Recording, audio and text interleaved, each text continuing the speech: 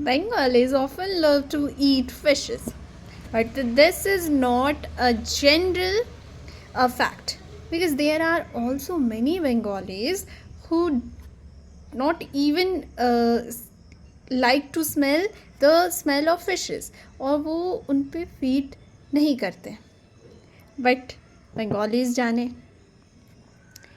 Let me tell you one thing. Today morning when I woke up, I have a dream कि जो fishes होती है, मैं ऐसी जगह पे खड़ी हूँ जहाँ पे पानी खेतों से नदियों में जा रहा था. ठीक है, खेत का पानी बह बह कर नदियों में जा रहा था, और खेतों से जब वो पानी निकल रहा था तो वहाँ पे ढेर सारे फिशेज़ थी, बड़े बड़े छोटे छोटे तिलपियाँ थी, देन आफ्टर योर सिंगी मछली थी, बहुत सारी थी. ठीक है, और फिर मेरे साथ साथ वहाँ पे और भी पीपल थे उसी वे में. ठीक है, तो मैं बस खड़े होकर के मज़े ले रही थी कि वाह, फिशेज़ मेरे पैरों को छूते हुए जा रहे हैं, the water is flowing very much beautifully.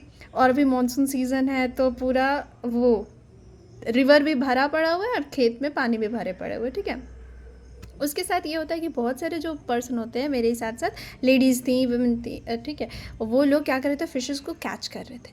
और वहीं पे जब मैं नींद से उठी तो मेरे मन में ये सवाल आया कि भाई, लोगों को इतना नॉन वेजिटेरियन फूड के तरफ अट्रैक्शन क्यों है? वो लोग वेजिटेरियन भी तो हो सकते थे. मतलब नेचुरली अगर देखा जाए तो अगर प्लांट्स में जो एनर्जी कंटेंट रहता है वो ज़्यादा रहता है, क्योंकि वो आते हैं आपके फर्स्ट ट्रॉफिक लेवल पे इन अ फूड चेन. ठीक है, और जो आपका नॉन वेजिटेरियन जितने भी प्रोडक्ट्स रहते हैं, एनिमल्स हो गए, ठीक है, वो सब आपका हायर ट्रॉफिक लेवल पे आते हैं. मतलब कि कॉमन सेंस की बात है कि उनमें जो भी एनर्जी रहेगा वो आपका डिक्रीज्ड रहेगा.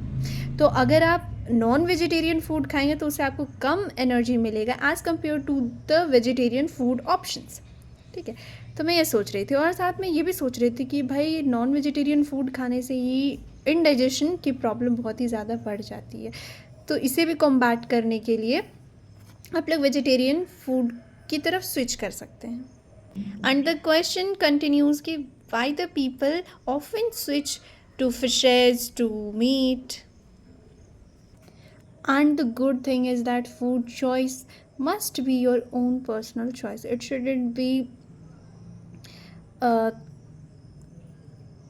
pushed forcefully by your family members or your friends or your consultants.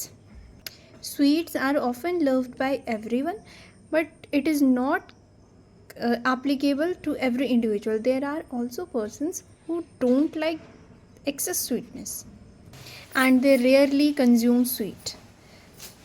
The same thing applies in between killing a plant or killing an animal, because plant killing भी बिल्कुल बराबर बात होता है किलिंग एन एनिमल. क्योंकि जब हम लोग एनिमल को किल करते हैं तो उसमें रेड ब्लड मिलता है, तो we think yes we are killing someone. But when we pluck a leaf, there comes a colourless liquid out of that plant.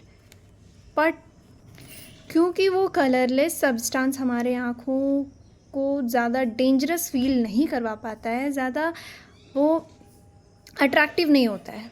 Attractive in the sense कि अगर रेड कलर होता है तो उसकी तरफ नज़रें हमारी और हमारा अटेंशन कुछ ज़्यादा चला जाता है in compare to the liquid coming out of the plant. इसलिए हम लोग प्लांट के किलिंग को एज ए किलिंग कंसिडर ही नहीं करते, and we just consider the killing of animal as a brutal process.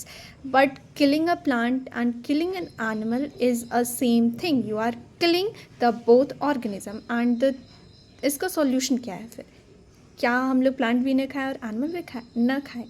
This is not the solution, but the solution is that kill in a minimal level. मतलब कि इतना ही plant को मारो, इतना ही animal को मारो जितने में कि तुम्हारा बेली सेटिस्फाई हो, तुम्हारा फैमिली का बेली सेटिस्फाई हो. Don't kill in excess, don't kill in mass number and to result in wastage of it. Every creation has cost some energy to be created, and you are just willingly destroying that energy, you are not respecting that cost, and you are